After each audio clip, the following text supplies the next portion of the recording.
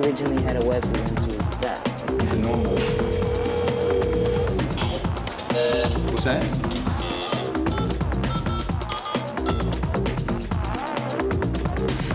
Point and paste it. So you have to keep on doing that?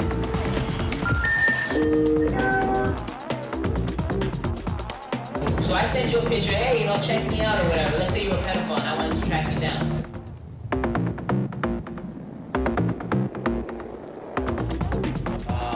You know, we're trying to drop information that you can find useful. Hop on IRC, Chamber Cars, FNA, if you want to chat along. The phone number, I believe it's 877 pseudo-1.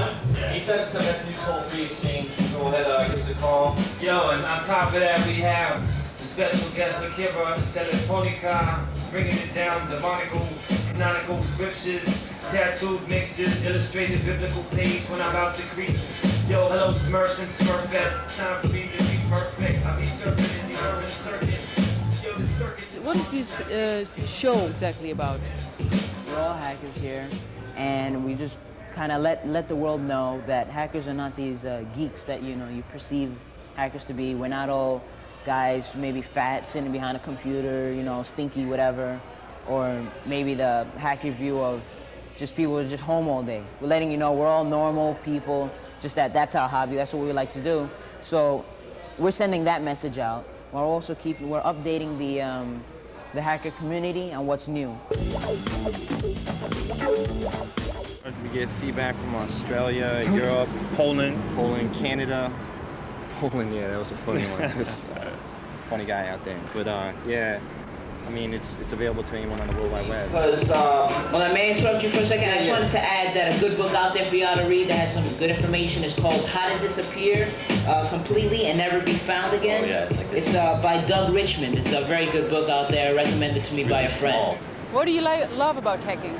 Me, I'm in it purely for the purposes of learning, and then knowing that at some point in time it's gonna pay off, because I'll have learned a lot and I'll get a job with that. While someone's in college now learning, I'm already ready. All I need is I'll just go for the degree.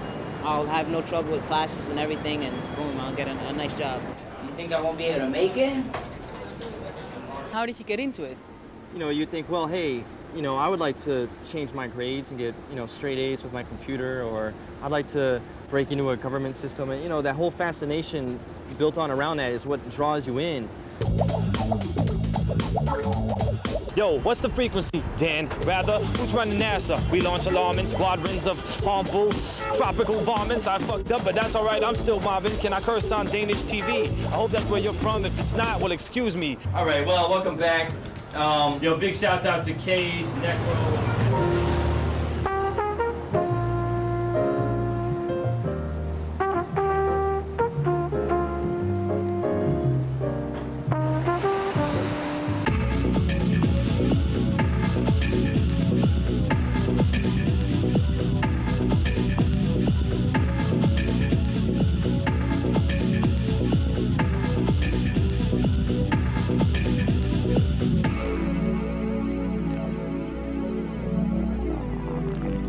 It's a hard thing. I mean, here you go, the person knows what you've done.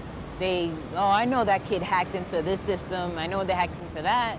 Who knows, when he gets caught and he's under pressure, he'll give you away. Well, we started the meetings back in 1987 in New York City, and they kind of grew from there. So they're like in dozens of cities now all throughout the world, always at the same time, Friday afternoons at 5 to 8. And we do that so that when the feds come to spy on us, they have to really split up a lot to cover all the meetings. So you would say like half of the hackers community is ethical, the other half is unethical? And then there are those who are just in the middle. They make up their own ethics. I'm gonna demonstrate the only way that you can really still make a free phone call from a payphone. And what we do is we call the toll-free number up for the company. And what we're looking for is a voicemail box that has call forwarding. It's used for situations where employees, if they're not at the office, they can set it up so that their extension forwards the call to their cellular phone or their home phone number or wherever they can be reached. So how do you know one of those voicemail box numbers? We try to crack it, and we try defaults, or usually you try the box number, and then it asks for the passcode, and a lot of times the passcode is the same number as the box number because it's easy to remember. So once we find a box like that, which has call forwarding. So you know one right now? You know one? Yeah. Oh yeah, they're a dime a dozen, really. You just have to look for them. We pick the call forwarding option, or they call it out dial. It'll read you the number that's already in the setup. In this case, it's another 800 number, which I'm assuming is a pager or cellular number. Either way, we take note of what the number is, we remember it so that we can change it back. Then we go in there, it asks for a new number. We put in the number of the person we want to call, or whatever. We change it, it reads it back to us, we accept it. Then we hang up, and what we're going to do is we're going to call it back. We're going to call the same box, but this time, instead of actually logging into it and being the user of the box, we're going to call it just like a normal caller and just dial the extension instead of logging in. And instead of calling that extension, it's going to forward the call to the number that I just set it up to. So I get the normal message, put in the box number, tells me that the call is being transferred, plays the music, and boom. The next level beyond that would be exploiting business telecommunication systems, PBXs. We do not use our own internet accounts, our home ISP accounts, PPP account, or whatever. We use shell accounts, which the easiest to get are universities, or EDU accounts as they are known as, because there's so many of them, and it's so hard to keep an eye on each different account that all you need is just one account that you can exploit for maybe 1 hour. So you basically don't pay for anything. I mean, you don't pay for your phone calls, you don't pay for your access. No. You don't pay nothing. No. How many kids do you think know this system? Know how to do it for free? A lot. The type of system we're calling, the actual computer at the company, is a product of Lucent Technologies. They're a huge company. They're very popular with businesses, and a lot of businesses use their products. And all we have to do is call up Lucent Technologies, tell them that we're a system administrator, we're a phone tech, whatever. We need a manual. We need, the instructions for the system. They'll be more than happy to send it out to us because they want to keep the customer happy. Once we get the manual, we can study it and find out, the various, combinations of numbers that you need to administer a box and the different options involved. How come you're like on the good, like the ethical side, and not on like the bad side? Well, I'm not going to say that in the past I've always been ethical. I mean, maybe in the past along the line I may not have done some things that were ethical, but I guess you grow out of it maybe. You start to realize that, I mean, it's fun and all to do, and you talk about it with your friends, but then you meet those who know a lot, and they're not like that. The ones who really know a lot, they're more into like, I'm mature and I'm going to get a job off of this, so I'm beyond that. I don't want to get caught. It's the temptation. It used to be, and even more recently, it used to be that it would be so easy to get away with. System administrators were just so dumb, and the security that they had on their systems, and just the information that you could get was just so unbelievable. Like, wow, I can't believe I got your medical records. It was that simple. Or your credit card information.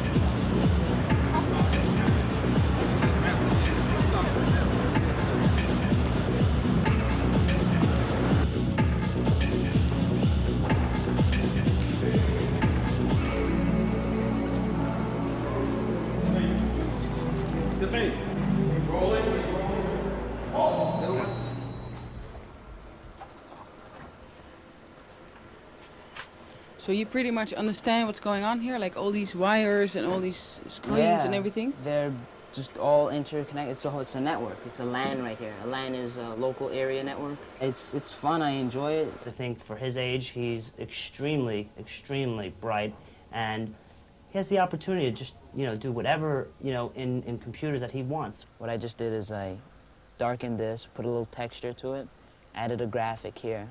Now, if I wanted to further develop that, I'd push this out a little more, push this down, put the logo here, make these links readable, and then bring this font in to fit along with this line that I have here.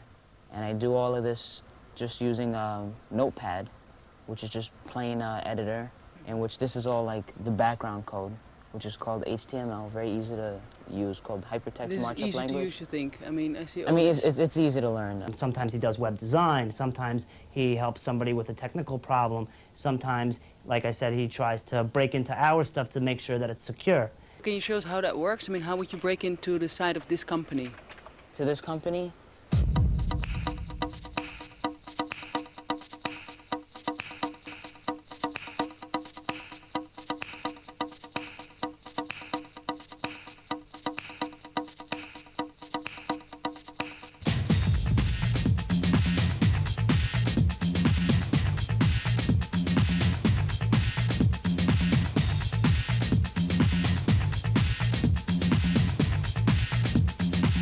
flood the shit out of it.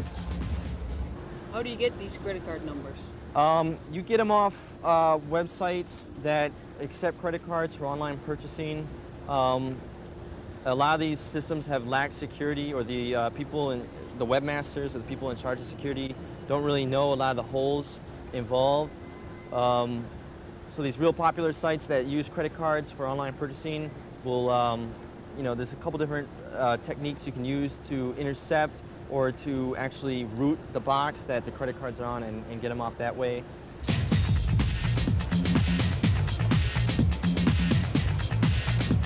So they're running version 8.8.87 version of SendMail. And if maybe, I mean, 8 is fairly recent. The highest they have now is 0.9. And if they're running something old, I could, you know, look up through some research bases around and I'd find out what was the hole for that version of SendMail. Because obviously if they're running something new, there must be something wrong with the old version as to why they upgraded. And it's probably just like a couple of hours work for them, breaking something down. How much work will it be for you to restore it? In certain instances, if they delete everything, it could be, you know, hundreds of thousands of dollars in lost business.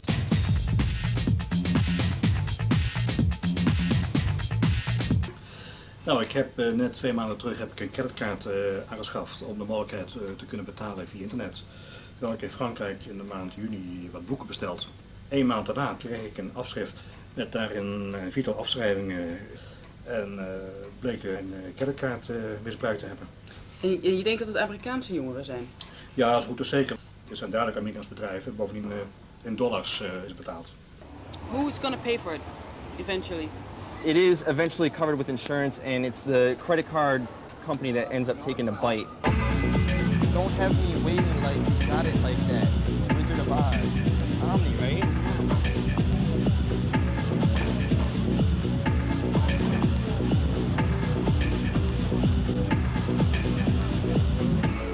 These cards you get on the internet, we're not really sure how long they've been out. We're not the only ones getting them. I mean, as soon as that card gets out, it's spread out all over the web. When you get that card, you want to use it and get rid of it as fast as you can. You don't want to keep the information on your hard drive. You don't want to keep it around you. So those cards get used up very quickly. And also, you can't do large purchases with them because, you know, they've already been red flagged. This particular situation, we have a card that we've intercepted from the Postal Service. It's a physical card. So what we're going to do is we're going to activate the card. We need to call up the company and tell them who we are, that we just received the card and that we want to activate it. The trick to this is the phone number. They're going to want to verify that we're calling from that person's rightful phone number. So there's a couple different ways of doing that with forwarding and different systems, you know, with the phone company. We can't do that, so we got to do it the old-fashioned way. We have to actually go to the person's address and hook up into their phone line and, you know, do it the, you know, the 19th century way. And how do you get in the house to make that, you know, to make that instrument work? Oh, actually, the phone company is very convenient where a lot of times when they're doing work on someone's line, the person might not be home and they still need to do work. So a lot of these boxes, or TNIs, as they're also known as, are on the outside of the building. In houses, outside of the house, in an apartment building, apartment complex, it's usually in the basement where you have one large box, which is everyone's line. And basically when you have a situation like that, we have to make sure we find the right number. We got to hook into each line and we got to systematically do what's called an ANI. We call a special phone number, we'll read back the phone number that you're calling from. That way we know which line we're on, whether or not it's the right one. And we just go through each one so we find the phone number of the person that we're supposedly supposed to be. was that? We have their name, which please, blur out on that. But that's the name. We look it up on the web, and it gave us the address for this building. We have apartment number, and we have everything we need. Look at that. Check that out. 24 hours a day, 7 days a week. Boom. Boom.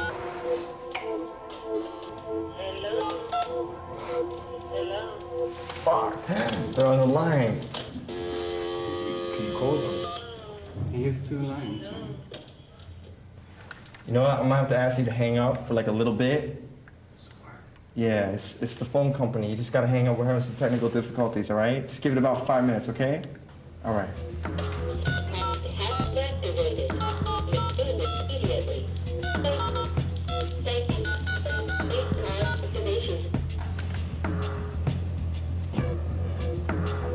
Yes, it's 4305 8702 3002 9696. This is Chun S. Lu.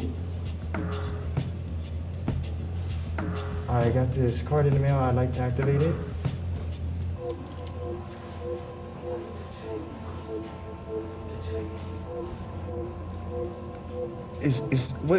What is that? No, that sound. Damn, fuck, they want date of birth now, dog. So what's gonna happen? You gonna try again? Yeah, we're gonna have to pull the full doc on the file. Right now, all we got is address, phone number, we got the name. They asked for date of birth, we didn't have that. We really should get that. And once we get social security number, that's no problem. We get it online.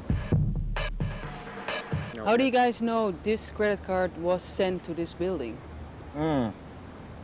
Well, that's because we got it here at this building before they picked it up, so. But you just like survey the whole neighborhood? Yeah, whatever comes through, FedEx, delivering stereo equipment. As you see with this environment, they gotta pull up and then they go to the building, they drop off whatever they got, and then, they come back down, they get more stuff, they drive to the next building and so on.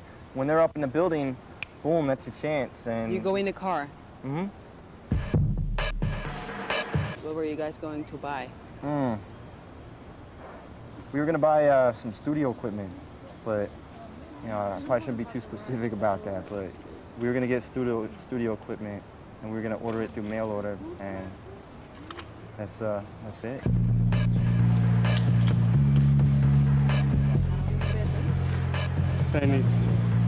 Going to somebody's basement and trying to activate a card. How do you justify something like that for yourself?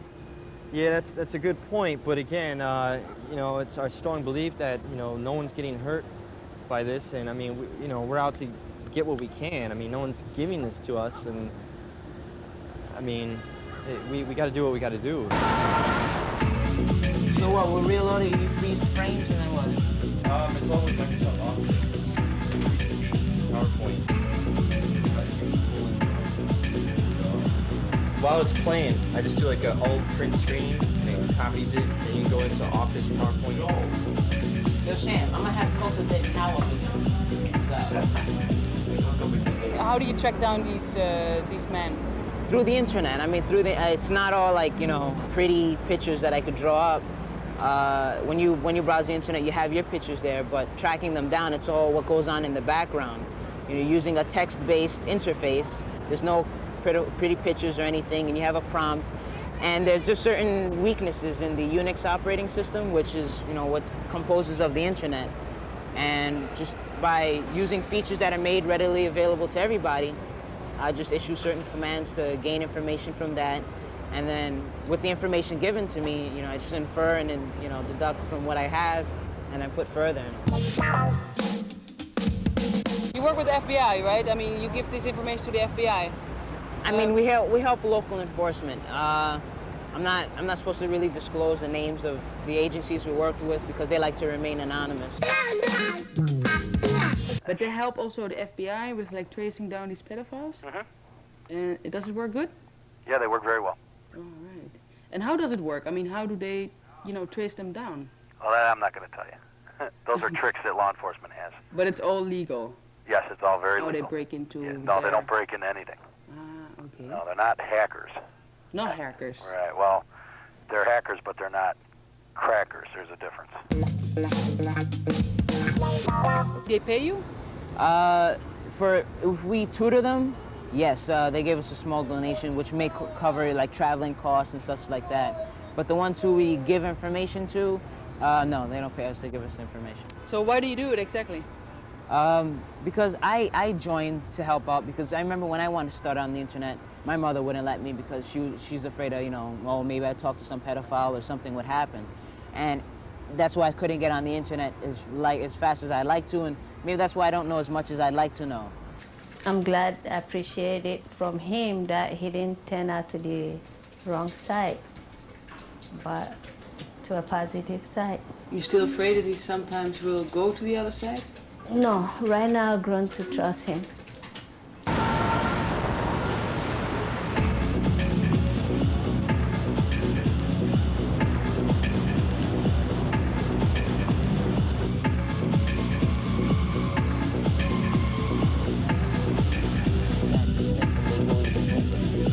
Very bad.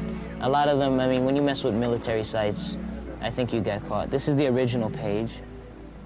And then after they hacked it, you know, they put all their pornography on it. They put their swastika, you know, they altered, you know, Washington, and they had Hitler. And if, on the original page, if you kept on going down, they had, you know, Hitler, they put there, you know, pornography, everything else, Big Brother's watching you.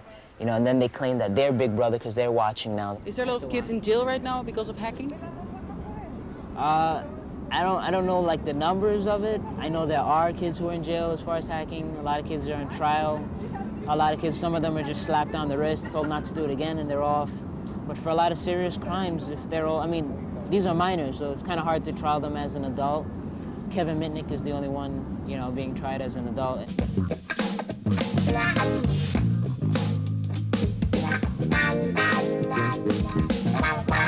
He's in jail for breaking into systems. He's the symbol. Whatever happens to him will happen to future hackers. If they punish him really bad, from now on, anyone who gets caught, your sentence or your punishment will be pretty much the same as him. The FBI wants to get these people and get them out. Well, if you get caught, you know, it's a felony, so I guess it's pretty dangerous. But as long as, you know, as you saw, I mean, who's going to know? You know, as long as you take care of the precautions you need to take care of, then it's really not a problem. The only problem is whether or not it'll actually go through, whether or not the plan will fall through or succeed. That's the only real worry. You know, other than that, boom.